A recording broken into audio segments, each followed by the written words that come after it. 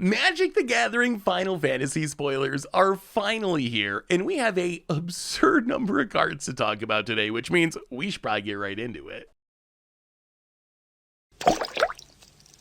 Hello everyone, it's Seth, probably better known as Saffron Olive, and it's time for our first daily dose of Final Fantasy spoilers. So the Final Fantasy set drops next month, but Wizards kicked off spoiler season today with the stream that led to, I think, the biggest spoiler day that I have ever seen. We have an absolutely absurd number of really awesome cards to talk about, which means we should probably jump right into it, start talking sweet new Final Fantasy cards. Although before we do, a few quick reminders. First, and this is a big one, I'm not a Final Fantasy player. I know I played a little bit recently with Richard and Grim, but really not a Final Fantasy player, so I'm not really going to be talking about like the lower implications of these cards Final Fantasy wise, because I just don't know that stuff. So our focus today is going to be on the Magic implications of the cards. But if you got some cool lore notes, I'd love to hear them in the comments, so definitely let me know.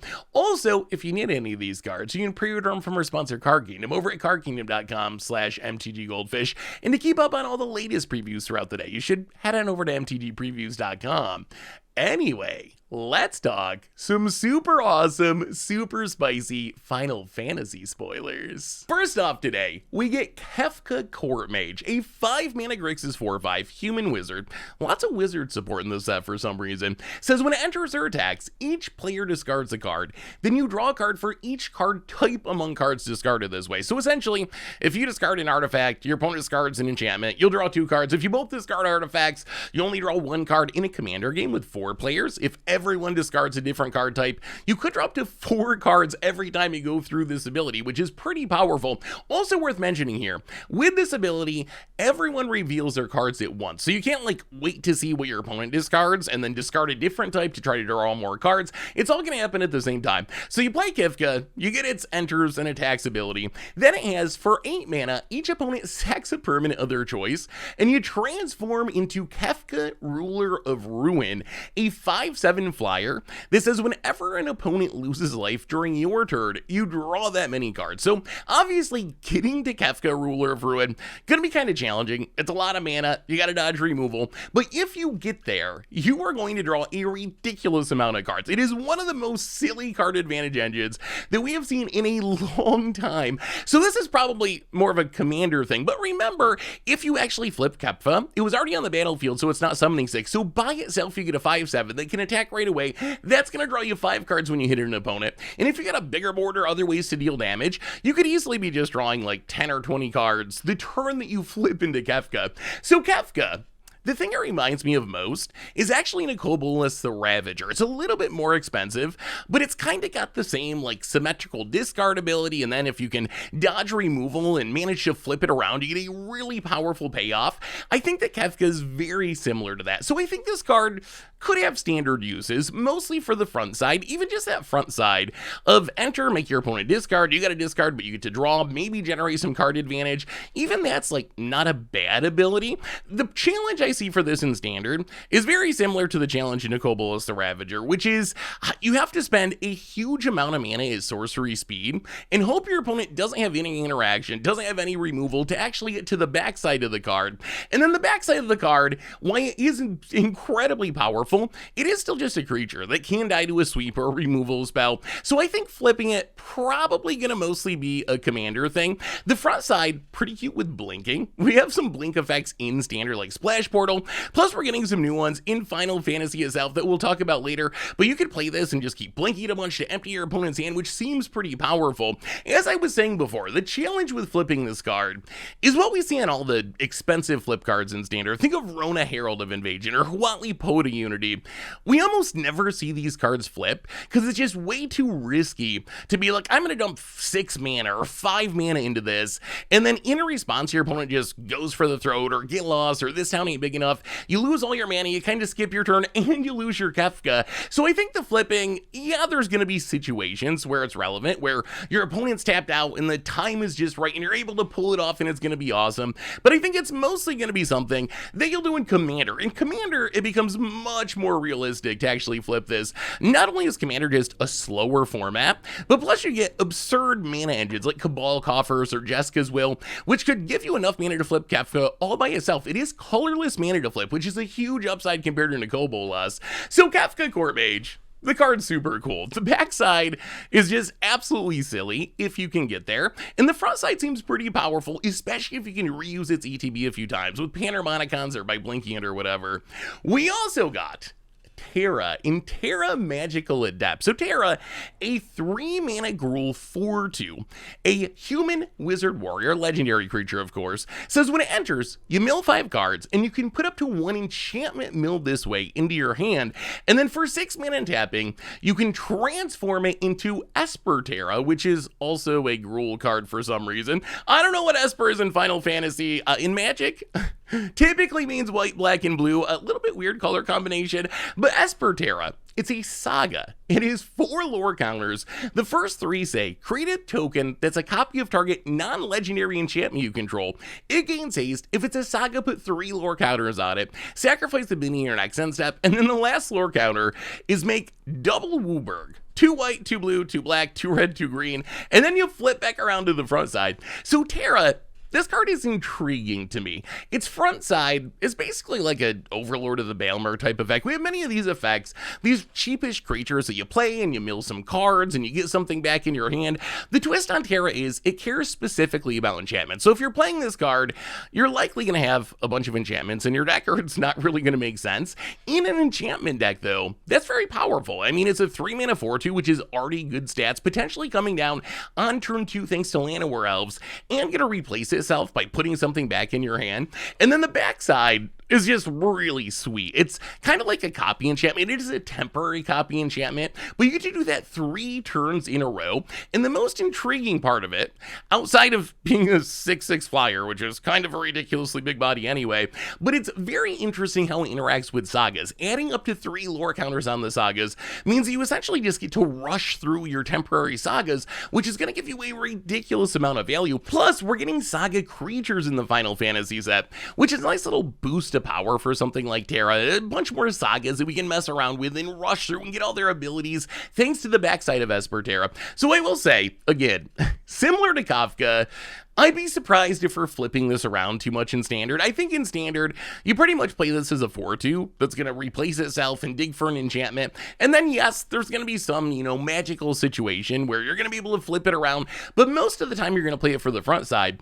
Where I think the backside is really going to shine is in Commander, where I think this is going to be a really popular saga Commander. We saw Tom Bombadil come in the Lord of the Rings set and immediately become like the go-to saga Commander. I think that Terra is actually on that level. The backside of Terra is just super cool and it does such unique things. So I think you just overload on a bunch of sagas, you're in green so you get access to a bunch of enchantress effects, and then you just trust that Terra, in the backside of Terra, Esper Terra, is going to just generate a ridiculous amount of value and let you win the game. So Terra, I think this card certainly can play a role in Standard. There has to be an enchantment deck for it, which we don't really have an enchantment deck at the moment, but if an enchantment deck develops, I certainly think this could be a key 3-drop in the deck. And then in Commander, I think this will be a really popular saga Commander. Next up, we get a new bird in Traveling Chocobo. So Traveling Chocobo, a 3-mana 3/2 bird, says you can look at the top card of your library at any time. You can play lands and cast bird spells from the top of your library.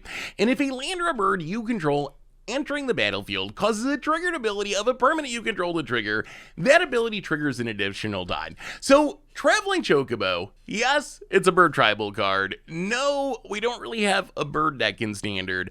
But based on what we saw from Final Fantasy today, it kind of seems like Wizards might want there to be a Chocobo deck in Standard that is at least somewhat functional. So even though right now, it doesn't seem super likely that bird tribal is a thing, we'll have to wait and see, because we might get enough support from this set to actually make Chocobos into a deck, which would be absolutely hilarious. But if you think about Traveling Chocobo, Chocobo, this card is actually kind of absurd. The only drawback of this card is it primarily works with birds, and birds aren't the strongest creature type, but it's essentially a Panharmonicon for birds and a Future Sight for birds. Matching that all together on a 3-mana body is a ridiculous amount of value. So I think the dream for this card is we get some sort of bird tribal deck, and you can play Traveling Chocobo and double trigger a Salvation Swan, or I don't know, in older formats you got Baleful Strix and Gilded Goose. But one of the sneaky things Wizards did with this card is, if you read it carefully, it doesn't just work with birds, it also works with lands.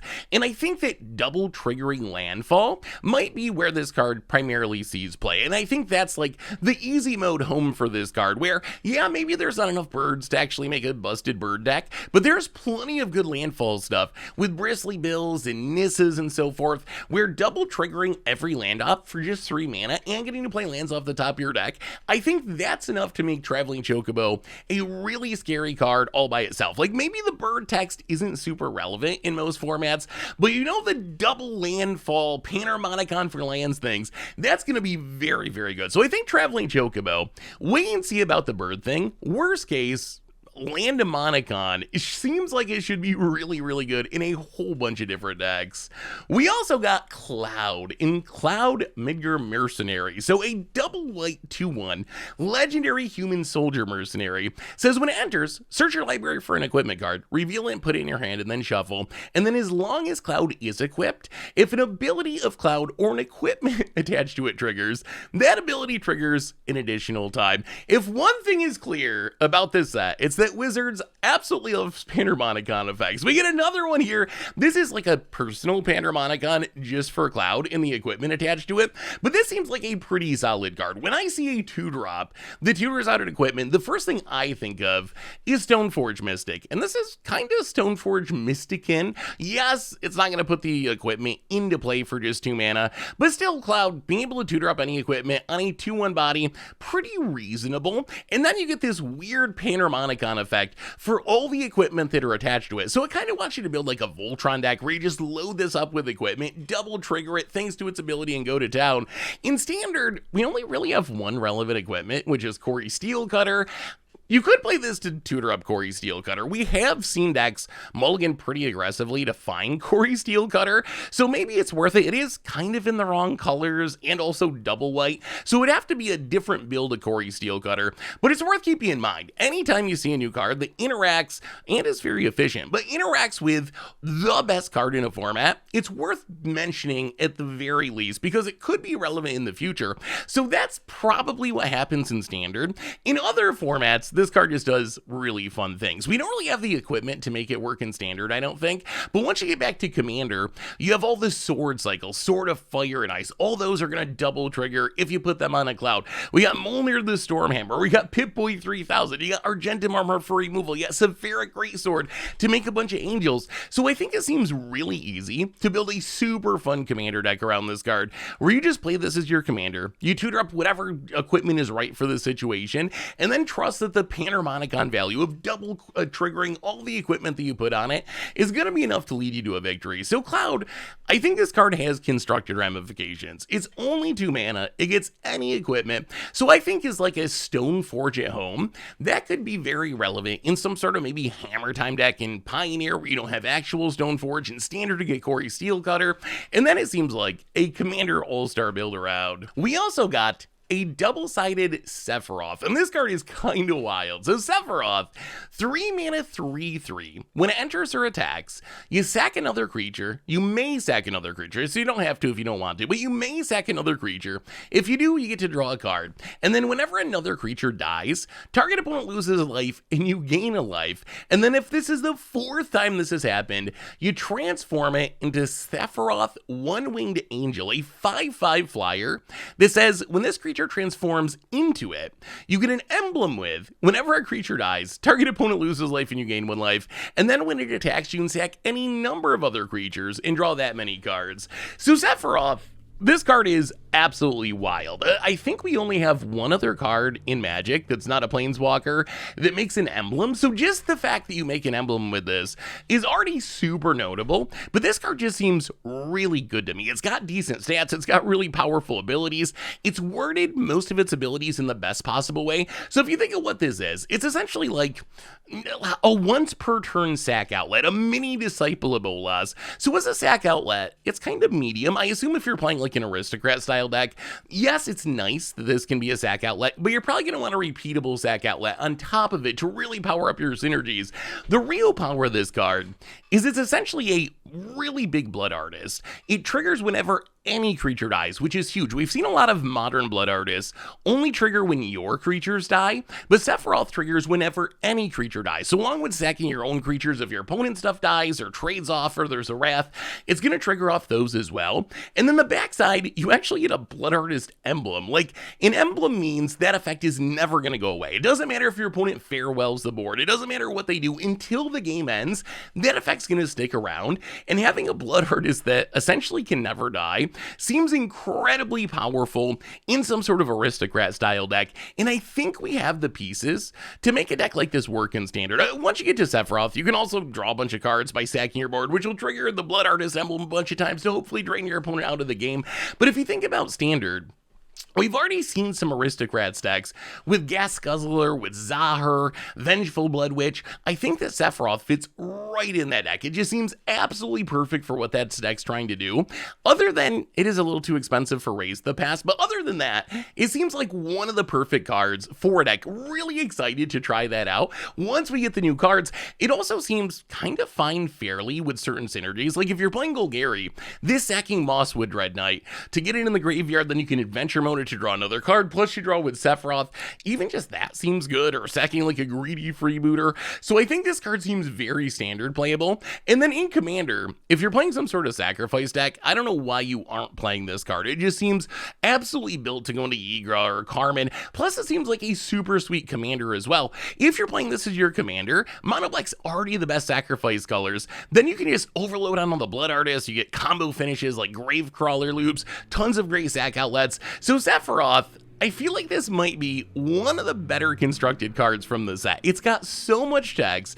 It does pretty much everything you want to do. It's damaging your opponent, it's gaining you life, it's generating card advantage, and the fact that you can get that emblem is just so ridiculous that I would be surprised if we weren't seeing some sweet Sephiroth decks in Standard in the near future, plus just a great card in Sack decks and Commander. Next up, we get a new blue Cat Druid Mythic in Yasholta Rule. So a 6-mana, 3/5 legendary Cat Druid. I believe this is our first mono blue cat in Magic. Then it says, at the beginning of your end step, exile target creature you control, then return to the battlefield under its owner's control. Then if it's the first end step of the turn, there's an additional end step after this step. So this card, oh, it is so incredibly cool. So on level 1, it's like a Thoughts of the Deep Dwelling, right? We've already seen this before. As a creature, you go to your end step, you get to blink something, kind of like a Conjurer's Closet on a body or Teleportation Circle. If you just want to reuse your TB triggers, this is going to be one of the best ways to get the job done. The exciting part about Yasholta is it's essentially like a double Thassa's Deep Dwelling. So when you go to your end step, you're going to blink things 2 times instead of 1 time, which in a blink deck is exactly what you want to be doing. The amount of value you can generate by just repeatedly blinking ETB creatures is going to be absolutely off the chart. So Yasholta, it does something we've never seen before, which is give an extra end step. We've seen extra upkeeps before in like Paradox Haze, but we've never had a way to just double up on our end steps. So as I was mentioning before, by itself, this means we get to double trigger Yasholta's ability. But if you build around this, you can get even more value out of it. Think about just in Standard, we have cards like the Speed Demon that on our end step are going to draw us a bunch of cards. If we have multiple end steps, we're going to draw even more cards. Overlord of the Flood Pits and all the impending creatures, the counters are removed on the end step. So if we have Yasholta out, we're going to remove 2 impending counters rather than 1, doubling up the speed that we actually turn our impending creatures into real creatures to take over the game. So there's a whole bunch of synergies. Anything that triggers on the end step, you're going to get 2 of rather than 1 with Yasholta out. And then you also just get the Thassa value, where you just play this and you can blink things to generate a bunch of ETB triggers. I think if you're playing Thassa in Commander, I think you can just play Yasholta now. Like, I think this is just the upgraded 2025 edition of Thassa. Obviously, you're probably going to play both in some decks to get some redundancy, but if I had a Thassa deck, I think I just play Yasholta as my commander now, because the amount of value you can get by double triggering like Agent of Treachery to steal 2 things every turn, Muldrifter, you're going to be drawing 4 cards every turn, Venser and Scourge of Fleets, you can just bounce all your opponent's stuff, you have Peregrine Drake for combo potential, so that seems like a really powerful blink commander, and a cool build around, thanks to the additional end step thing we've just never seen before. It's a brand new effect in Magic. We also got Firion Wild Rose Warrior, a 3-mana 3/3 red human rebel warrior. It's a legendary creature. It says equip creatures you control have haste, and whenever a non-token equipment you control enters, create a token that's a copy of it, except it has this equipment's equip abilities cost 2 less to activate, and you sacrifice that token at the beginning of the next upkeep. So equipment Panharmonicon in a weird way. Really, if you think about it, on level 1 it's a Dalico, so it's a way that you can give all of your equipped creatures haste, which that's already pretty powerful in a deck with a lot of equipment, being able to just put a sword on something and smash it immediately. But then its second ability, that's the most intriguing ability. It reminds me the most of Sadric. We haven't really seen this ability just for an equipment before, but every time you play an equipment, you get a token copy of that equipment that only sticks around for 1 turn. So when I first read this card, I was like, okay, like, yeah, it's nice that you get a 2-mana discount on the equipment, but do I really want to spend all my time just trying to double equip every equipment I played? And the answer is really no. I think that Firion's a card that works with a certain subset of equipment in specific. So with a Sword of Fire and Ice or a Lightning Greaves, whatever, yes, you can get some extra value. Yes, it's nice that your sword, the double one, the extra one, gets to equip for free essentially because of the 2-mana discount. But what I think this card is really for is equipment that make tokens when they enter. And we're getting another set of this in the Final Fantasy set, thanks to the Job Select mechanic, which is essentially like Living Weapon or Formyrden, except it makes a 1/1 colorless hero creature token when the equipment enters, and you get to put the equipment on it. So we see this on White Mage's staff. I think that Firion is pretty much designed to power up these mechanics, because if you have a Firion out, and let's say you cast a Dragon Wing Glider, the Formyrden equipment, you're going to get the original Dragon Wing Glider, then you're going to get the copy of it. Both of them are going to make the 2/2 tokens. Yes, at the beginning of the next upkeep, the token copy of the Dragon Wing Glider is going to go away, but you still get to keep that 2/2. The token's still sticking around. Same with like Banner Skull and Living Weapon. The germs are 0/0, so you need a little extra work to actually keep them on the battlefield. Also really good with Job Select. So I imagine that that's the direction to go with Firion, is just to play all these equipment that make bodies and use Firion to essentially double up those equipment, which will double up those bodies. And yes, you're going to lose extra equipment, but that's fine because the bodies are going to take over. A while ago, we played a super sweet Nahiri's Resolve deck that was built around the Formyrden equipment, which was kind of the same concept. We just kept blinking the Formyrden equipment to keep making the 2/2s over and over and over again, and eventually overwhelmed our opponent. Firion seems absolutely perfect for that deck, so we might have to try bringing that deck back now that we have Firion to play with it. I also think it's nice that it doesn't work with Corey Steelcutter. We're kind of in a standard right now that's a little bit dominated by this equipment, and I was a little worried that seeing this equipment support would make Corey Steelcutter too good, but I don't think that it really does. Like, yes, you can play a Corey Steelcutter and get a second copy of it, but then you still have to cast another spell. I guess you get to keep the Monk token that you get if you double trigger the Corey Steelcutter, even the one that goes away, but I'd be surprised if we actually saw this show up in the Corey Steelcutter decks, because it doesn't really support the rest of the plan that well. The place this will show up, I think, a lot is in equipment decks in Commander. So in Commander, we have a ton of different equipment archetypes. You got Nahiri's and Captain America's and Dogmeats. In pretty much any of these decks, I think that Firion's going to be very good, because the whole gimmick of your deck is just playing equipment, and getting 2 instead of 1 is going to let you do a ton of damage. And then if you're building around Firion as your commander, that's where I think you really focus on the equipment that make their own bodies, and that's what's going to power it up up the most. We also got Kain in Crane Traitorous Dragoon, a 3-mana 2/4 legendary human knight. It has jump, so during your turn, it has flying, and that ends when it deals combat damage to a player. That player gains control of Kain. If they do, you draw that many cards, create that many tap treasure tokens, and lose that much life. So Kain, this seems like a fun commander card. It's hard for me to imagine a card like this seeing play in a format like Standard. Typically, cards that give themselves to your opponent are just not the thing you want to be doing in a 1v1 format. Yeah, it's super sweet that you hit your opponent and you get to draw 2 and make 2 tap treasures and lose a little bit of life, but then your opponent's just going to do that to you. So any value that you get out of it is going to be undone by the fact that your opponent's going to get that value. And remember, you're the one playing the card, so you don't really want to play the card that's giving your opponent free value. And we already have like Preacher of the Schism in Standard, which is kind of a 3-drop with very similar stats that also generates card advantage. So all this to say, I would be absolutely shocked if Kain was anything more than like an against the odds card in Standard. On the other hand, we've seen cards like this be super fun in Commander. Stuff like Humble Defector, Yes Man Personal Securitron. These cards just pass around the table. I love playing with them in Commander because they lead to cool moments and they keep the table interacting with each other. They keep the conversation going. So I think that Kain certainly serves a role in Commander.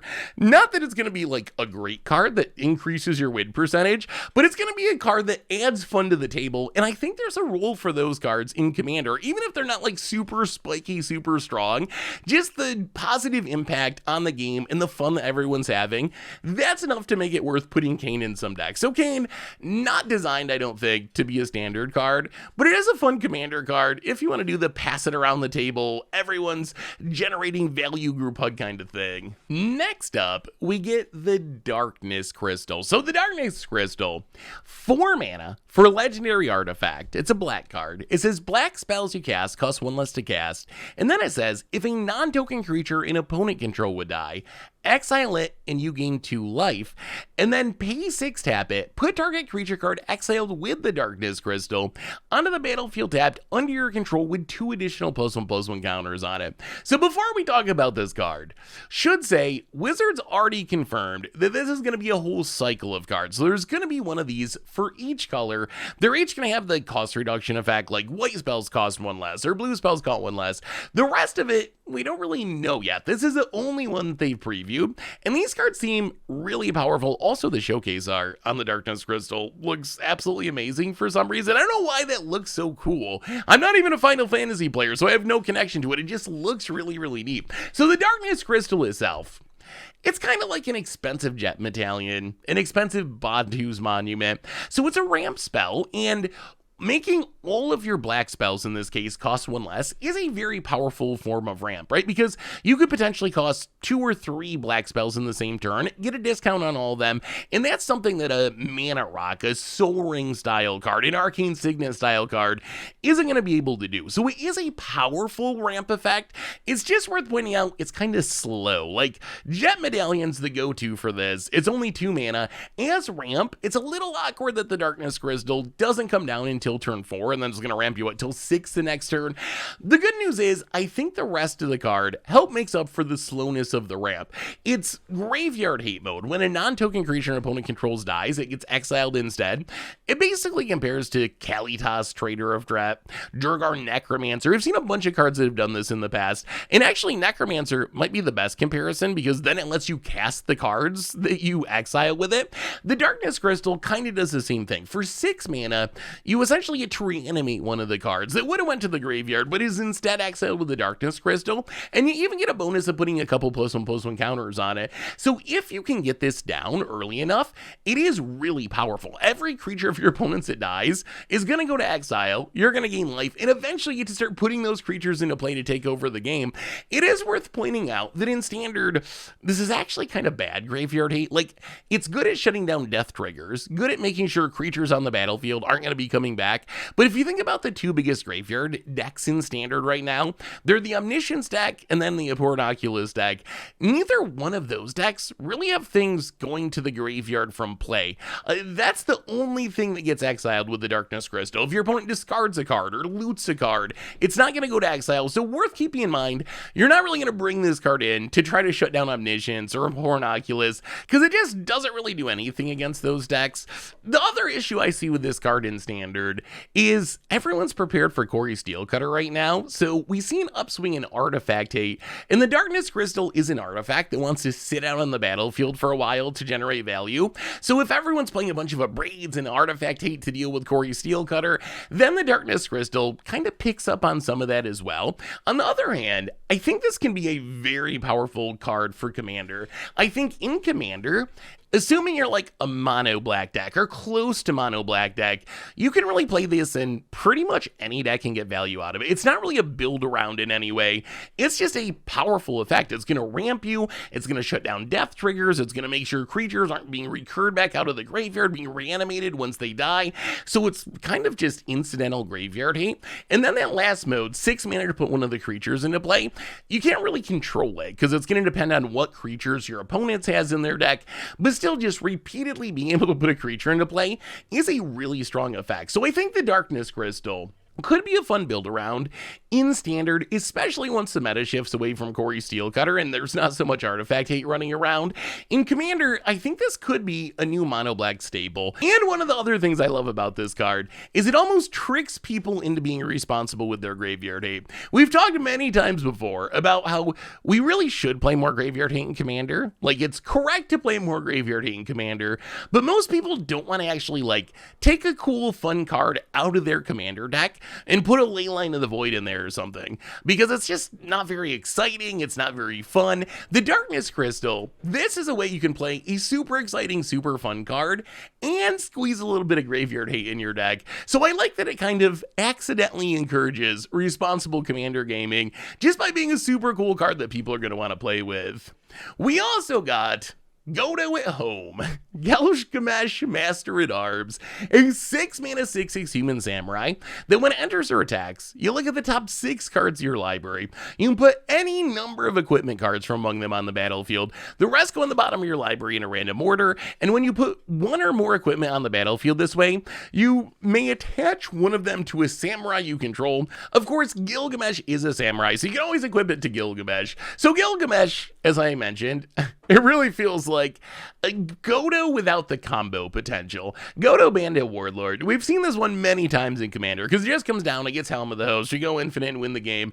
Gilgamesh is like fair value-y Godo. It's much bigger as a 6/6, but it's not going to accidentally just combo off and go infinite and win you the game the way Godo does. So Gilgamesh, I think this card really strong if you're playing an equipment deck. If you're playing an equipment deck, the only challenge I would say is, are you going to have enough equipment to power up its ability? Even in a like equipment Commander deck, how many equipment can you play? 20 maybe? And that even seems like a lot of equipment. But if you can get up to 20 equipment in a 100 card deck, that would mean the odds are at least in favor of you getting at least one card with Gilgamesh's enters or attacks ability. But if you're only playing like 5 equipment or something, it's probably not going to work because you're just going to whiff too often. So it really wants you to play a huge number of equipment. But obviously the dream is you play this and end up with 6 equipment in play for free and just take over the game with a single body. And this is another card that works really well with Job Select or for Mirrodin, the abilities that give you equipment that come along with creatures, because Gilgamesh, yes, you get to equip one thing for free to a samurai, but really, you're going to put a bunch of equipment on the battlefield that aren't really doing anything until you spend mana to equip them. But if you have equipment that come along with bodies, it kind of solves that problem, and you're actually adding bodies to the battlefield, which seems really, really strong. As far as Standard is concerned, we really only have one playable equipment in Corey Steelcutter, so unless we get a ton of really good equipment from the Final Fantasy set, I'm imagining this is probably more of a Commander card. But in Commander, I think you can jam this in the Hiri or Slicer or Wylith or Blainer. As long as you're playing like 20 plus equipment, I think this is at least in the conversation. And it seems really fun as a mono red equipment Commander, where you can just overload and play like 50 equipment and really maximize the power of its enters and attacks ability. We also got a card we got a little peek at earlier in Bartz and Boko. So this is one of our Chocobo cards. It's a 5-mana 4/3 human bird, except it has affinity for birds. So it costs 1 less to cast for each bird you control. If you have 3 birds, it's going to be a 4/3. And then it says when it enters, each other bird you control deals damage equal to its power to target creature an opponent controls. So Bartz and Boko, we're going to have to wait and see on this one. I still think Wizards probably wants the Chocobo deck to be, like, at least close enough to a thing that someone can go to their FNM and play it in Standard. So I wouldn't be surprised if we got a ton of bird support to try to make it work. As it is right now, I don't know if this card is powerful enough to make birds a thing. We do have some birds in Standard: Goose Mother, Mockingbird, Aven Interrupter, Sinkhole Surveyor. So we do already have some birds in Standard, but I don't think that Bartz and Boko is enough to make me put all these together in a deck. The ceiling of this card is a 2-mana 4/3 that is sort of a removal spell when it enters, which obviously isn't bad. Like, the ceiling is really high. The question is going to be, how many janky birds do you have to play to actually make this card work? And I think the answer right now is too many, but that might look a lot different once we see more of the Final Fantasy set. It is worth mentioning, we do have some weird bird support going back to older spells, especially Bloomburrow, where you get like Dazzling Denial as a bird counter spell, Valley Quest Caller pumps birds, even Taunos. Whenever you cast a bird or a beast, you get to make a copy of it that's an artifact. Seems pretty sweet. So the pieces exist to make some sort of like casual bird deck in Standard, but really we just gotta wait and see how many new toys Final Fantasy gives us. It would be absolutely hilarious if Chocobo in Bird Tribal was a thing in Standard. That would be amazing. Next on our list, we get Tifa Lockhart, a green 2-drop. It's a human monk. It's a 1/2. It has Trample, and then it has Landfall. When a land you control enters, double Tifa Lockhart's power until end of turn. So Tifa Lockhart, I feel like this card might actually be kind of good. So let's say you play it on turn 2, the next turn you play a land drop, you double its power. Well, okay, it's a 2/2, you build a grizzly bear. That's not that exciting. But what if we play an actual landfall deck? We have a lot of pieces for this in Standard, with Bristly Bill, and Nissa, and Rampaging Bayloss, and Traveling Chocobo, my new favorite card to say it all in Standard. If you add these pieces to the mix, then there's a huge reward for trying to make as many land drops as possible. Think of just Traveling Chocobo. Let's say we play Tifa, then we play Chocobo. The next turn, maybe we play a fetch land. We play the fetch land. That's going to double trigger Tifa Lockhart. So it goes from 1 power to 2 power, 2 power to 4 power. Then we crack the fetch land, get another land. We're going to double it twice more. So we go from 4 to 8, from 8 to 16. That's almost enough to kill our opponent in a single attack. So I think once you add the Land of Monocon effect of Traveling Chocobo to the mix, this card can get scary really, really quickly. And that doesn't even include the fact that we have cards in Standard that can like reanimate all the lands in our grave, like Lumera. It definitely seems possible to me that you could turn this into a one-shot kill threat. That's probably like a fun against the odds deck, but it seems like a super cool challenge to make. Can you build a deck that just one-shot kills your opponent with a single attack from Tifa? I think that that's going to be the power of Tifa. I could almost imagine this seeing play in older formats. Bear with me because this is probably a bit of a stretch, but if you go back to Modern, almost every deck is going to be built around fetch lands. There's so many fetch lands in the format, and this card just interacts really well with fetch lands. Play it on turn 2. Turn 3 can Misty Rainforest, double up to 2 power, crack Misty up to 4 power. Is attacking with a 4/2 Trampler on turn 3 gonna be good enough for Modern? I don't know. Maybe it's not anymore. I feel like this is a card that would have been really exciting in Modern, like 8 years ago or something, like back during the, Wild Nikado Step Links era. I think this card would be really, really sweet as some sort of a landfall deck, because we do have a lot of pieces for landfall, and this does fit the theme really well, and Trample's a powerful ability. I'm just not sure if decks like that are really fast enough or like resilient enough for current Modern, but I think the card is super, super sweet. So Tifa Lockhart, I love the card. It's one of the simplest cards from the set, but I absolutely love just the simplicity and the beauty of just doubling up your power and trying to turn this into a one-shot kill threat. Worst case, seems like a fun against the odds card, but I think it could maybe, in the right deck, have some actual competitive implications. We also got Aerith Gainsborough, a 3-mana 2/2 legendary human cleric. It has lifelink. It says, whenever you gain life, put a +1/+1 counter on it, and then when it dies, put X +1/+1 counters on each legendary creature you control, where X is the number of counters on it. So Aerith, it's essentially an Ajani's Pridemate. Actually, really, it's even more similar to Essence Channeler, since Essence Channeler is an Ajani's Pridemate that then you get to move the counters on something once it dies. Aerith, of course, you need to have legends on the battlefield to take advantage of its second ability, and it is 1 more mana, and it is legendary compared to an Ajani's Pridemate, which might mean it's more like a 1-of or something. But we've seen decks recently build around Amalia in Standard that are all about just gaining a bunch of life and then being able to fill the graveyard with Amalia and reanimate everything.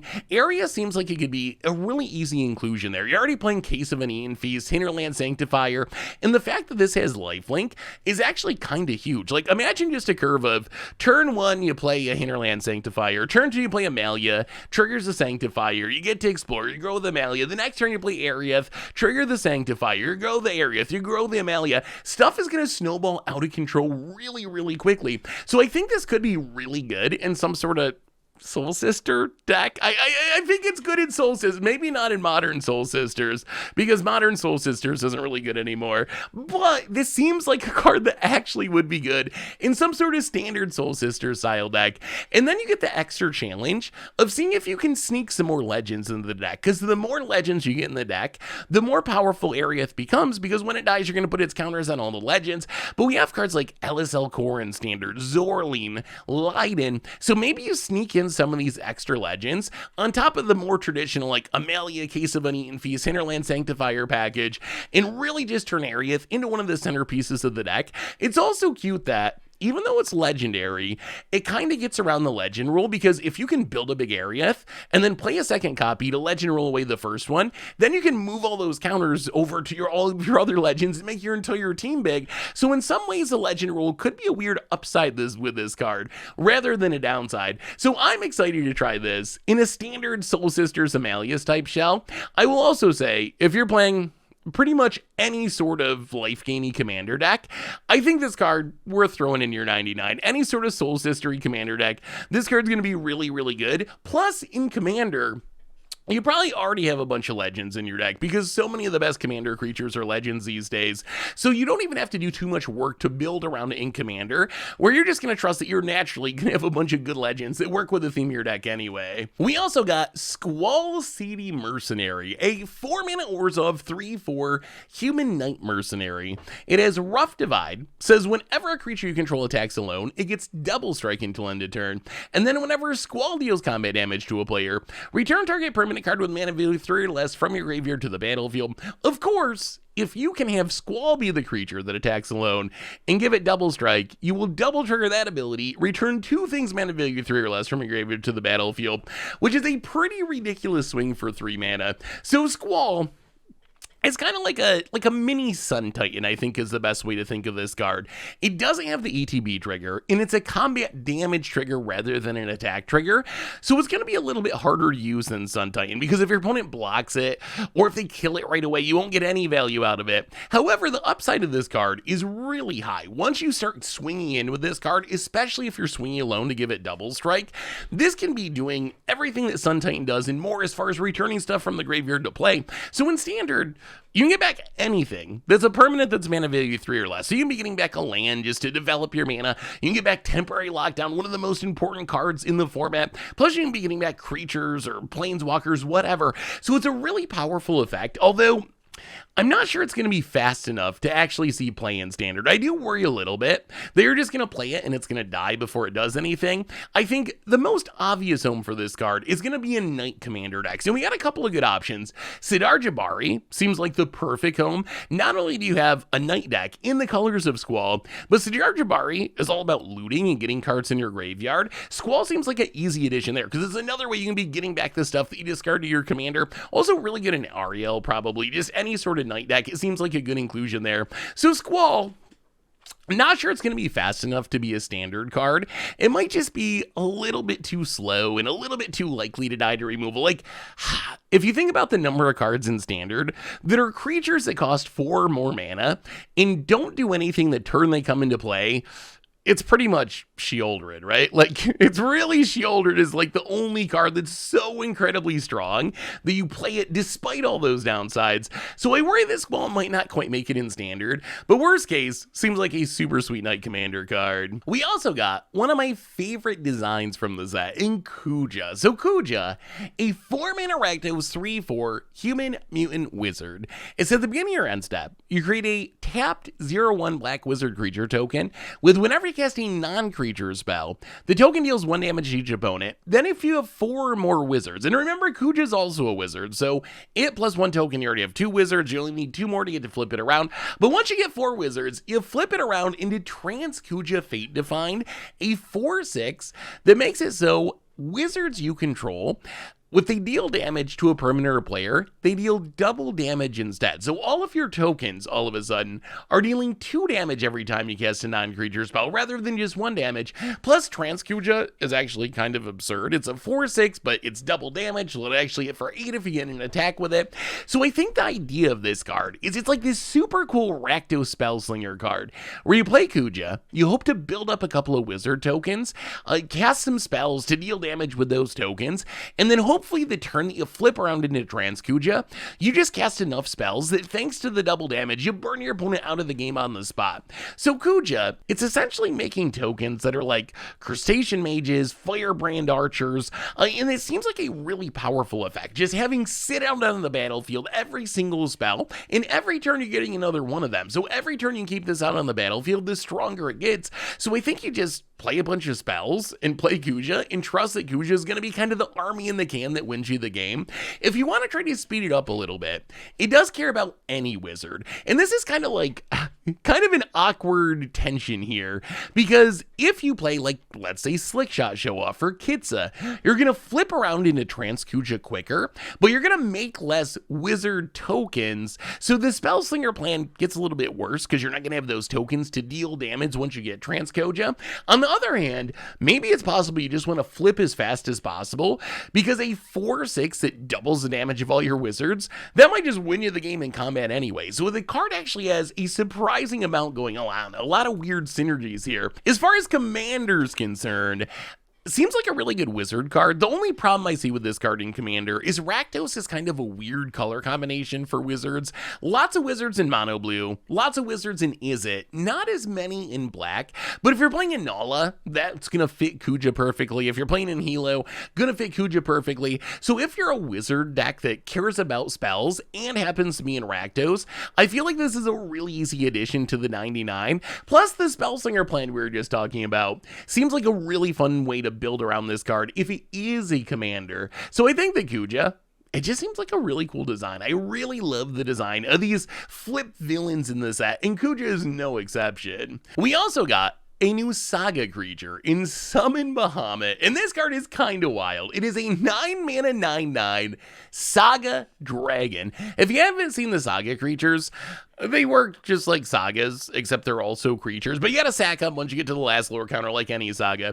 So this one, a 9-mana 9/9, it's colorless. First 2 lore counters, destroy up to 1 target downland permanent. Third lore counter, draw 2 cards. Fourth lore counter, the Mega Flare. This creature deals damage equal to the total mana value of other permanents you control to each opponent. So if you can have 20 mana value of permanents out, you could just win the game on the spot with that last lore counter. And I don't know what to make of these Saga creatures. I love their design. They're so incredibly cool.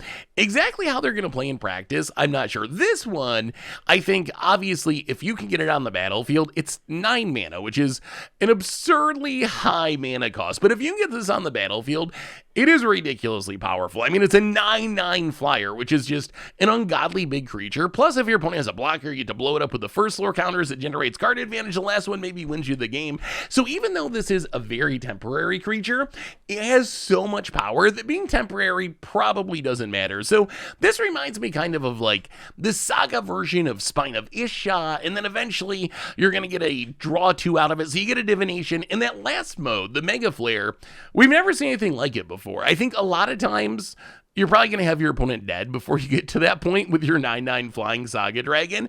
But if they're not dead by the time you get to the Mega Flare, there's a pretty good chance that if you have a reasonable board, the Mega Flare is just going to win you the game on the spot. So where do we play this card?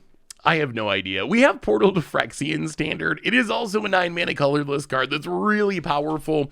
Doesn't really see play outside of Reanimation shenanigans because 9 mana is just a lot. But I guess you could just try to ramp into it and trust that that's going to be enough. Also worth mentioning, it is a dragon, and that might be very important to this card. We just got Dracogenesis in Standard. So Dracogenesis lets us play our dragons for free. That does mean summon Bahamut, even though it's a saga because it's also a dragon. We got Call the Spirit Dragon if we want to try to go that direction. Even just Dragon Stormglobe to ramp into it is a little bit of extra value. So summon Bahamut might just be a commander card where you play this as like a removal spell in your colorless deck, kind of like Spine of Isha. But if you can find a way to actually get this on the battlefield in Standard, there's a pretty good chance that it's going to win you the game in short order. It just has a jaw-dropping amount of stats and some really sweet abilities. We also got a pretty intriguing Yuna in Yuna, Hope of Spyra. So it's a 5-mana 3/5 legendary human cleric. It says during your turn, Yuna and enchantment creatures you control have trample, lifelink, and ward 2, and at the beginning of your end step, return up to 1 target enchantment card from your graveyard to the battlefield with a finality counter on it. We were just talking about Summon Bahamut.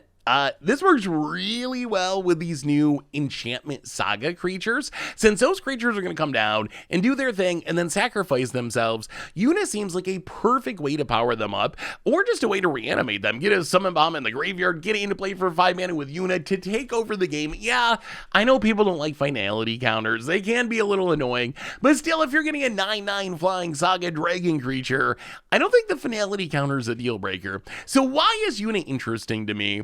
And it's actually, the reanimation mode obviously just powerful. Like, reanimating something on your end step, even with a finality counter, is just really good. But I think the enchantment creatures, having trample, lifelink, and ward 2, is a very interesting ability. So in Standard right now, we have some really good enchantment creatures. We got Calyx, which is going to rotate soon, but like all the Dustmourne stuff, the Enduring Cycle, the Overlord Cycle, those are all enchantment creatures, and they work really well with Yuna. Being able to have like a life-linking, trampling, warded Overlord of the Hauntwoods seems really powerful. Plus then, you can do like the Lilo's Awakening thing of reanimate your Omniscience or whatever with its static ability.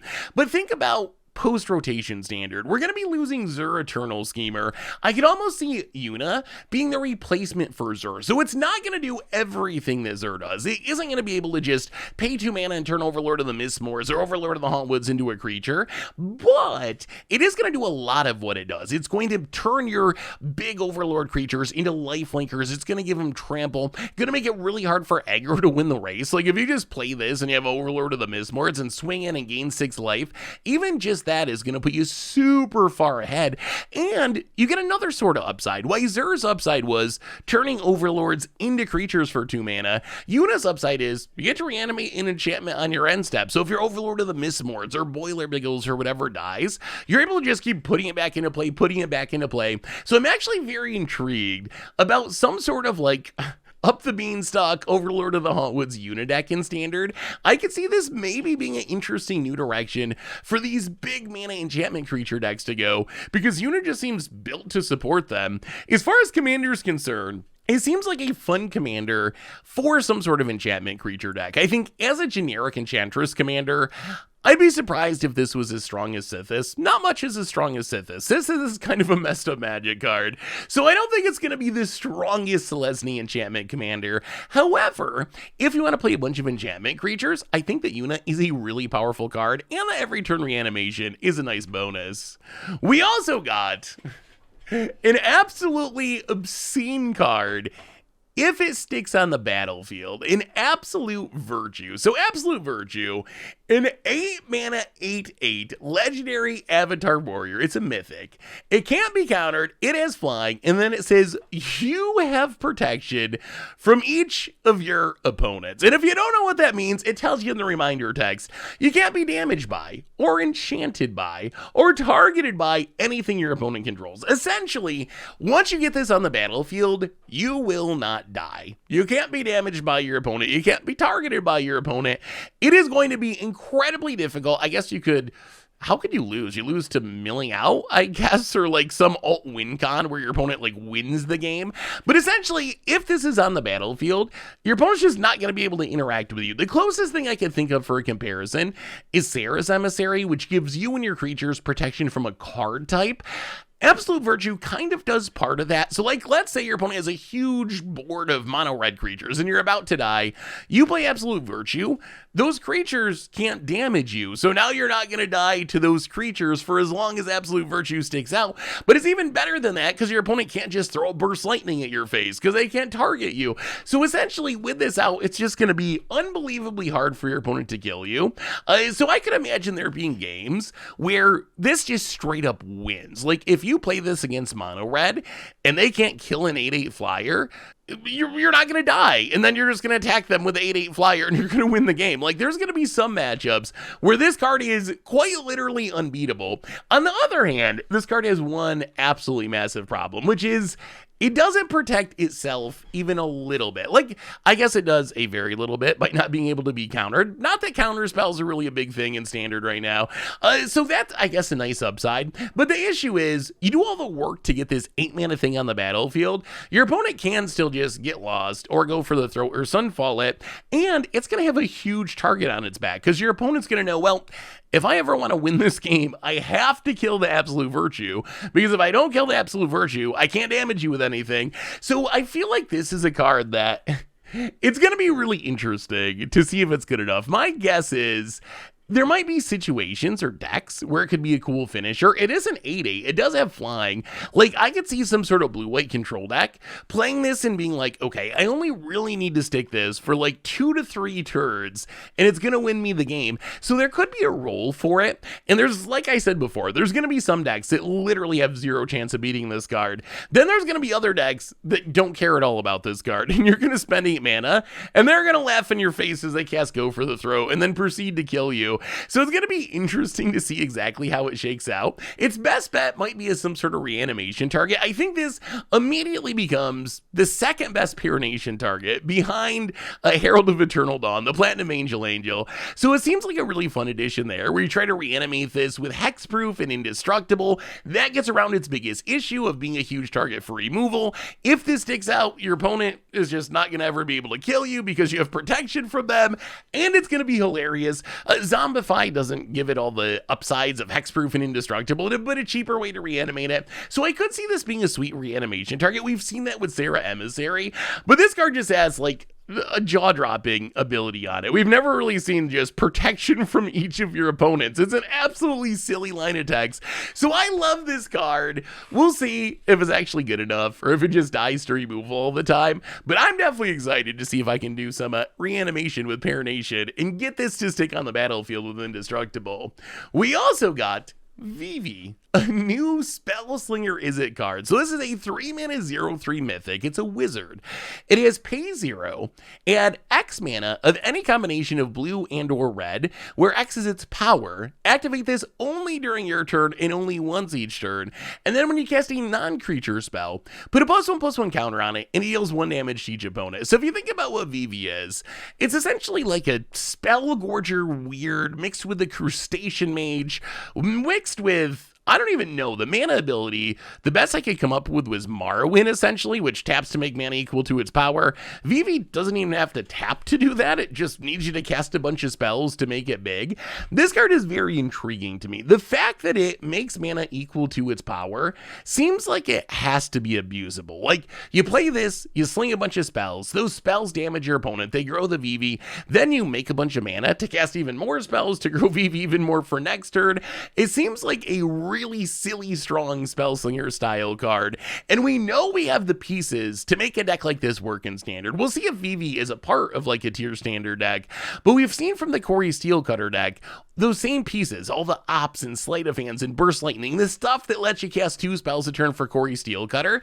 Those are the same type of cards. They're going to pop out with Vivi. In fact, you could actually just throw Vivi into the Corey Steelcutter deck. I don't know if it's necessary. It might slow the deck down a little more than you want to, but you could just throw it right into that shell and you will get value out of Vivi. Like, all those cards are perfect for it. So I think that Vivi has a really high ceiling. The ceiling on this card is off the charts. On the other hand, the floor on the card is relatively low. You do need to play this. It starts at 0 power, so it makes 0 mana. You need to cast some spells or do something to grow it. And then, like, in a turn or two, the payoff's going to be really, really high.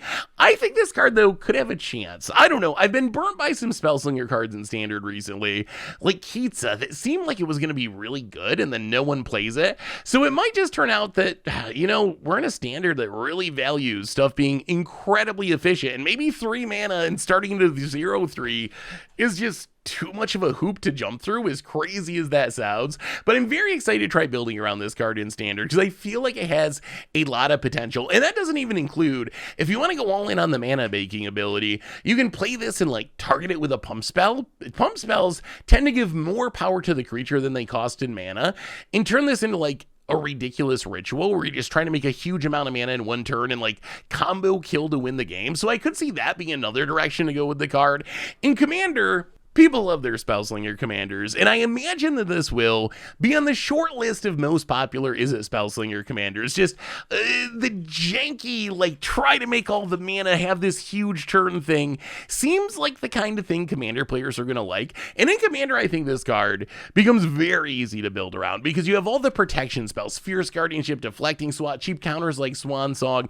Not only will these help make sure Vivi sticks out on the battlefield, and every turn that Vivi sticks out, the stronger it gets, because the more spells you're going to cast, the higher power is going to grow, the more mana you're going to be able to make with its ability. So every turn it sticks out, it gets better. And in Commander, you should be able to get it to stick out because there's a lot of pieces for it. So if you look at Is It Spellslinger commanders right now, Stealily, Vran, Nib Mizzet, those are kind of the big 3. I think that Vivi will be on this list. I think that Vivi is immediately going to become one of the most popular Spellslinger commanders, and I think it's going to be a really powerful card. So Vivi, the card's kind of wild. Like, honestly, that mana making ability is kind of insane. It just does so many things, has so much text on it. We'll see if it works in Standard. Maybe the Corey Steelcutter decks can pick it up. Maybe a Wizard deck could emerge. That would be pretty sweet. But worst case, this is going to be a really popular commander. We also got a little Boros aggro card in Lightning Army of One. So Lightning, 3 mana 3/2. First strike, trample, lifelink. It's a human soldier, a legendary creature. And then it has stagger. It says, when lightning deals combat damage to a player, until your next turn, if a source would deal damage to that player or permanent that player controls, it deals double damage instead. So this card is probably way more powerful than you give it credit for. When I first read this card, I was like, all right, that's a little weird. Like, I play this 3-drop. It's got a bunch of keywords, which is nice. I hit my opponent with it, and then during my post-combat main phase, I guess I can throw a burst lightning at their face and get double damage or whatever. I guess that's okay. But if you really think about this card, First Strike is doing a huge amount of work here. So the way this is going to work in practice is, let's say you're playing some sort of Boros aggro deck. You're playing Warden of the Inner Skies. You're playing Voice of Victory. You're playing Anim Pical. Just like generically good Boros aggro stuff. You play Lightning, which doesn't have haste. That was the one ability I felt like it should have, since its name's Lightning. It doesn't have haste, but you play Lightning, it loses Summoning Sick, you attack with it. How this is going to work is, because of First Strike, your Lightning is going to hit your opponent for damage before your Warden of the Inner Sky, before your Voice of Victory, before your Anim Pical, anything with normal damage. So that means that when your creatures hit for normal damage, Lightning's damage doubling is going to be in effect. So it essentially is just going to double all your normal combat damage. And I think that's what makes this card incredibly scary. You do need to have a shell for it. We'll have to see what shell emerges. We do have some Boros decks in Standard. They tend to be the Convoke decks. I don't know if this really works in the Convoke deck, and I kind of wish it had haste. If this had haste, oh boy, that would be a real magic card. But even without haste, the combination of lifelink to help against aggro, trample to get through blockers, and a really scary ability to just double all of your damage, I think that could make this a really sweet Boros aggro card. We also got a new vehicle legend in Balthier and Fran. So a 3-mana Gruul 3/4 human rabbit. It has reach, and it says vehicles you control get +1/+1 and have vigilance and reach. And when a vehicle crewed by it attacks, if it's the first combat phase of the turn, you can pay 3 mana. If you do, after this phase, there's an additional combat phase. So this card is interesting because we got a lot of pieces for a vehicles deck, and we haven't really seen vehicles take off. They were the big theme of Aether Drift, and we haven't really seen a real vehicle deck emerge yet. We've seen some of the pieces, like Lumbering Worldwagon, C's playing some ramp decks. We've seen Chandra Sparkhunter show up in a few sideboards, but if you add these together, the good vehicles that we get from Aether Drift, along with Culloden and Chandra's additional support, and now throw Balthier and Fran in, I actually think we have the pieces to maybe make vehicles into a real deck in Standard. Being able to like hit with a Lumbering Worldwagon, ramp, pay 3, get another combat, hit you again, you might just kill your opponent on the spot. Lumbering Worldwagon gets really, really big really, really quickly, and that doesn't even include getting an extra buff and getting vigilance and reach from Balthier and Fran itself. So we'll have to wait and see if a vehicle deck can emerge, but if there is one, I think this could certainly be a part of it. It can even come down on turn 2 thanks to Llanowar Elves, and it really doesn't have bad stats. Like a 3-mana 4/3 with reach, that's already a pretty good body. As far as commander is concerned, I actually really like this card there as well. So we've seen a few commanders for vehicle decks, but we haven't really had a Gruul vehicle commander. Like Boros has Depala, Azorius has Shikori, Greasefang, really good if you're an Orzhov, but we haven't really had a Gruul vehicle commander. So I think this is the new default Gruul vehicle commander. If you want to build a Gruul vehicle deck, I think this is the perfect commander, and the additional combat mode actually makes it a pretty frightening card. We also got a rare new job select equipment in Summoner's Grimoire. So it's 4 mana for an equipment. It is job select, so it's going to come along with a 1/1 hero that you can equip it to. It says equip creature is a shaman in addition to its other types, and has whenever this creature attacks, you may put a creature card from your hand onto the battlefield. If that card is an enchantment card, it enters tapped and attacking, and you can equip it for 3. So Summoner's Grimoire, it's kind of like a Elvish Piper, a Kona Rescue Beastie. These green cards that can cheat some massive thing into play from your hand. The twist here is you're doing it on an equipment. So to get something big with Summoner's Grimoire, all you really need to do is play it and attack with it. It's as simple as that. You do need your 1/1 to survive for an entire turn, which we've kind of seen that with Elvish Piper not be that good. Even Kona, which to me feels like the strongest Elvish Piper effect they've made so far. That one's still hasn't really caught on in Standard, but I think that Summoner's Grimoire, it does have some upsides. One huge upside is job select, so it's going to have that 1/1 that starts off with it, so your opponent's going to have to deal with that, or they risk you just attacking and dumping some game-ending Vel'Gavoth bomb into play. The other upside is, it is an equipment, so even if your opponent kills the 1/1, you can always just move it over to something else, It's a lot of mana, but if your reward's going to be getting like an Atraxa or a Vel'Gavoth or a Voltborn Tyrant, some massive 7, 8, 9 mana creature, it might actually be worth the trouble. It's also cute with the Overlords. The upside of if you put an enchantment creature into play, it's tapped and attacking. I don't think that's a key piece of this card. Putting normal creatures into play is fine, but it is pretty cute that you can put an Overlord of the Hauntwoods into play and smash your opponent for 6 right away. Same with Overlord of the Mistmoors. I think what this card wants most is actually just haste. If you can haste this in, then it becomes legit scary. Imagine in Standard, we have Frostcliff Siege, which if you put it on Teamer, gives creatures you control +1/+0 trample and haste. So turn 3 of Frostcliff Siege, turn 4 Summoner's Grimoire, attack right away thanks to haste, and put whatever your biggest, baddest thing into play. That line's probably going to win you the game. So definitely potential for some build around, payoff combo style deck, maybe with this in Enduring Courage or Frostcliff Siege. So definitely curious to see if we can make this card work. Also worth mentioning, and this is pretty fringe, but you can also use it to turn things into Shaman. Why would you want to turn things into Shaman? The only thing I can really think of is Harmonic Prodigy, which is a Panharmonicon for Shaman or Wizards, but it's not a Shaman itself. So if you need a Harmonic Prodigy to be a Shaman for your synergies, this is a way you can do it. Probably not the most competitive plan, but it's important to keep in mind, especially in Commander, like sometimes these throwaway flavor text lines, which I think turning the creature into a Shaman feels like a throwaway flavor text line. It's not supposed to be the reason you played the card. It just makes it a little bit more flavorful. But sometimes those mechanics, those throwaway flavor text mechanics, ends up being some of the most important parts of the card. So keep it in mind if for some reason you want to turn your Harmonic Prodigy into a Shaman, this does get the job done. We also got a hilarious new saga creature in Summon Primal Odin. So it's 6 mana for a 5/3. Lore counter number 1, destroy target creature an opponent controls. Lore counter number 2, this creature gains whenever this creature deals combat damage to a player, that player loses the game. And then lore counter number 3, the Hall of Sorrows, draw 2 cards, each player loses 2 life.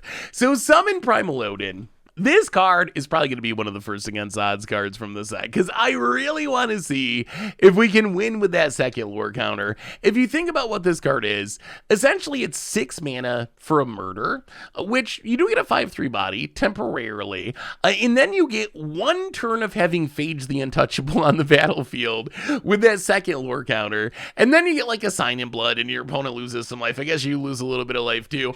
The question is there any way this Phage mode is going to be good enough to build a deck around? The way that these saga creatures work, especially the ones that only have 3 lore counters, is they don't stick around very long. If you think about it, you play it on turn 1, get the first lore counter, blow something up, but it's going to be summoning 6 so you can't attack with it. The next turn, you get the Phage mode. That's the one turn where if you can get in and attack that single turn, you just win the game on the spot, and then the next turn, you got to sacrifice it at the beginning of your pre-combat main phase, so you don't get to combat. So you only get 1 combat with this card, but if you can hit in that 1 combat, your reward is immeasurably high. It is literally winning the game on the spot. So I'm very curious to see if we can make this card work. My guess is it's an against the odds card. It is 6 mana. It's only a 5/3. It has no form of evasion.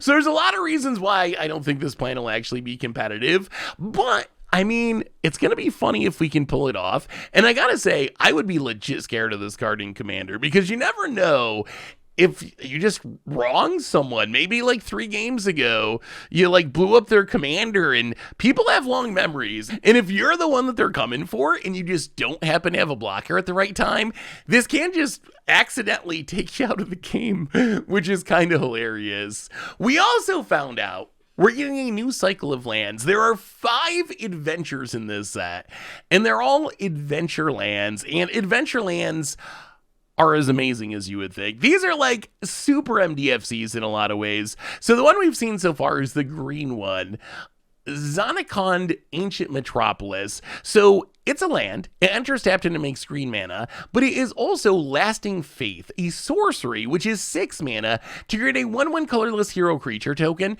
and put a +1/+1 counter on it for each land you control. And if you cast that side first, then you can play the land mode from exile. So I think the adventure lands are going to be incredibly powerful. If you think about what this is, it's essentially just like an MDFC, where in the early game you just play it as a tap land, which is fine, and then if you draw it off the top in the late game, you can always cast the sorcery mode first, make some massive, essentially Lumra-sized creature, the creature that's as big as the lands you control, +1 technically, because it starts as a 1/1, and then you play the land anyway. So this is just a nice way to add flexibility. One thing that Wizards has tried really hard to do over the past few years is minimize the amount of times you're going to get mana screwed, because a lot of people don't like getting mana screwed. It feels bad to, not be able to play your cards because you don't have enough lands, and I feel like cards like this are one of the best ways to solve the problem. This allows you to play more lands in your deck to make sure that you're always going to have lands when you need them, because they also work like spells, and it doesn't feel so boring and useless, and you're not going to flood out because you can always make a massive creature with it. So this card in specific, I think in any sort of big green deck, it should be pretty powerful, but I'm really excited to see what they can do with adventures coming to lands for the first time ever. We also got Noctis, Prince of Lucis, so a 4-mana 4/3 lifelinking legendary human noble, and it says you can cast artifact spells from a graveyard by paying 3 life and additional paying their other costs, and if you cast a spell this way, the artifact enters with a finality counter. So in some ways, this kind of reminds me a little bit of Emery. We've seen Emery be really powerful all the way back to Modern. In Noctis, not as explosive, you don't get the cost reduction, where in Modern this is coming down on turn 1 a lot of times, but I feel like Noctis can do something kind of similar in Standard. This seems like really good removal protection in an artifact style deck. We've seen some repurposing bay, simulacrum synthesizer style decks. I imagine you play Noctis there. If your opponent blows up your simulacrum synthesizers, if they blow up your repurposing bay, then you just Noctis, put them back into play, rebuild your board. Also cute with repurposing bay, since repurposing bay has you sacrificing artifacts anyway. So I think this could be pretty sweet in some sort of repurposing bay deck.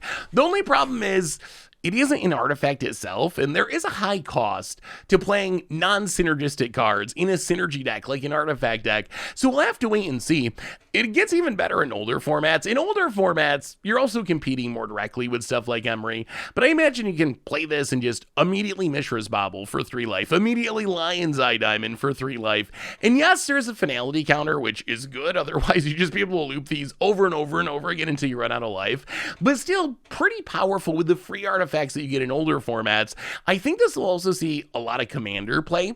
I wouldn't be especially excited to play it as my commander. It just seems kind of boring as a commander where all you're really doing is reusing your best cards.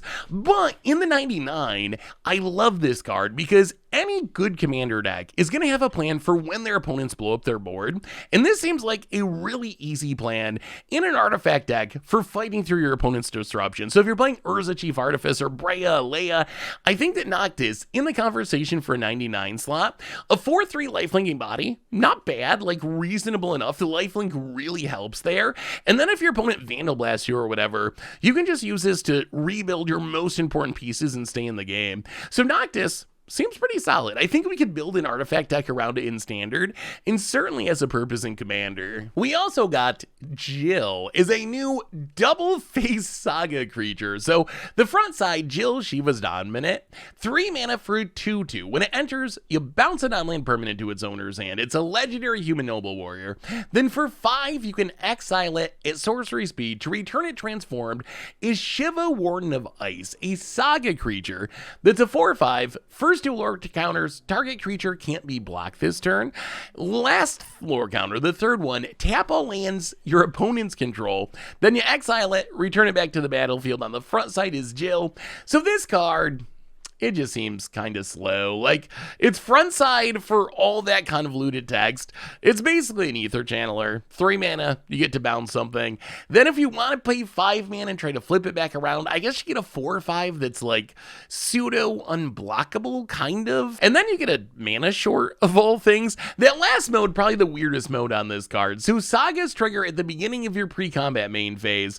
So making your opponent tap all of their lands, it essentially just means they're not going to be able to interact with you during your turn. The problem is your opponent can float all their mana in response. So what you need to do if you want to make sure this protects you is you need to let Shiva's ability trigger and make your opponent float all their mana before you tap all their lands. And then you need to pass to combat past your second main phase. Then all that mana is going to go to waste. And then you get an actual mana short. So this would mostly be relevant against some sort of control deck with counter spells. You can like make your opponent tap their mana so they can't leave their counter up. So Jill, I mean, I think it's fine. 3 mana to bounce something, just like the base mode of the front side. We've seen ether channelers see, you know, some fringe play now and then. So I think it's like fine, but I'd be surprised if we're paying 5 mana and flipping it around. That just seems like a lot of mana to do in Standard. We also got a new god, Zodiark, Umbral God. So it's 5 black mana for a 5/5 legendary god. It's indestructible. When it enters, each player sacks half their non-god creatures rounded down. And then whenever a player sacks another creature, put a +1/+1 counter on it. So this card, as cool as it is, I would be surprised if it was very playable. 5 black mana is already a big ask. It is nice that it's indestructible, but we've seen similar cards. Lord Xander, Rush of Dread is kind of a sorcery version. We've seen these cards exist in Standard in the recent past, and making your opponent sack half their creatures rounded down just isn't that great. If your opponent only has 1 creature, they sack nothing. If they have 3 creatures, they only sack 1 thing. It's just hard in Standard for there to be a situation where there's a big enough board full of creatures for that ability to really work. And you would think, well, the upside is I get this big indestructible creature, and that is true. And that is nice in some situations. If you run into the right deck and they're trying to get lost ya or burst lightning or go for the throat ya, this thing's gonna dominate the battlefield. But there's also a lot of removal in Standard that just does not care. You got Sunfalls and all the bounce stuff like Into the Flood Maw, and this town ain't big enough. You got Leyline's Bindings and Ride Ends. So I think that when you add all this together, and the fact that each player has to sack, so you're going to have to sacrifice some stuff too. I'd be surprised if this card was actually really playable anywhere. It's a cool design. It is spicy and eye-catching thanks to indestructibility. If there was going to be a home for it, it's probably like the mono black demon deck. But even in that deck, is this better than just playing a speed demon or an Aklasatz or something? And I'm not actually sure the answer is yes. I think the answer is probably no. And playing it in like a 3-color deck is going to be really, really tough just because of those 5 black mana symbols. So Zodiark, cool design, sweet card, but despite being a god, I don't think this one's going to see that much Standard play. We also got Clive, another flip card. So the front side of Clive, it's a 6 mana 5/5 legendary human noble warrior. When it enters, you can discard your hand and draw equal to your devotion to red. So the number of red mana symbols on permanents on the battlefield. Clive has 2, so you're going to have at least 2 from that. Hopefully the numbers like 7, 10, 20, like this can be drawing a ridiculous amount of cards in the right deck. And then you can pay 6 mana, exile it, return to the battlefield transformed only as a sorcery, as a saga, which is Ifrit, Warden of the Inferno, a 9/9 saga demon, legendary enchantment creature. You can, with the first lore counter, fight up to 1 other target creature. Considering that it's a 9/9, you should be able to kill pretty much anything on the battlefield. And then the last 2 lore counters are add 4 red mana, and if it has 3 or more lore counters on it, then you exile it, return it back to the battlefield as a front side to hopefully draw a bunch more cards and discard your hand. So Clive, this is another card where I don't know about the flipping it thing. Like, I'm not sure how often we're going to flip any of these cards, especially in Standard. In Commander, it gets a little more realistic, but I think the front side in the right deck can be really, really powerful. So it reminds me the most of Nullspine Dragon, this big dragon that when it enters, you can discard your hand and draw equal to the amount of damage that target opponent took during the turn. Clive, I think, in some ways, very similar, but easier to control. We've played some mono red devotion decks in the past where it is pretty easy to get your devotion up to 10 plus with Count on Luck and Boros Reckon or all these like triple mana symbol cards. In a deck like that, I think that Clive is ridiculous. Imagine like playing this, discarding a couple of cards that are left over in your hand and just drawing 7, drawing 10. That's what Clive is going to offer. And then maybe sometimes you flip it around and fight something, make a little bit more mana. The upside of flipping is a 9/9 is legitimately big. It doesn't have any sort of evasion, so it can still be jump blocked, but a 9/9 is really huge and potentially able to kill your opponent in just a couple of attacks.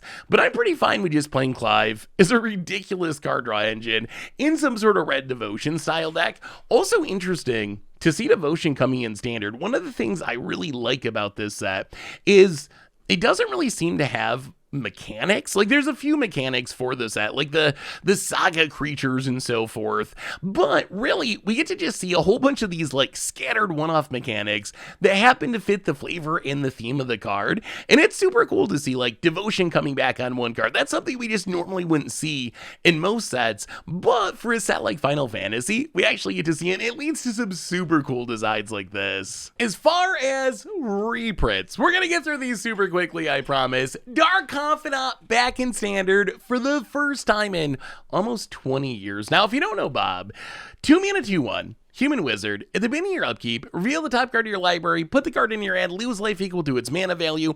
This was initially an invitational card for Bob Marr. He was the person who won the tournament and got to design the card. That's why the nickname of the original is Bob. Really interesting to see this card returning to Standard. Not sure how good it's going to be. Actually, my expectation is Bob probably isn't up to snuff anymore.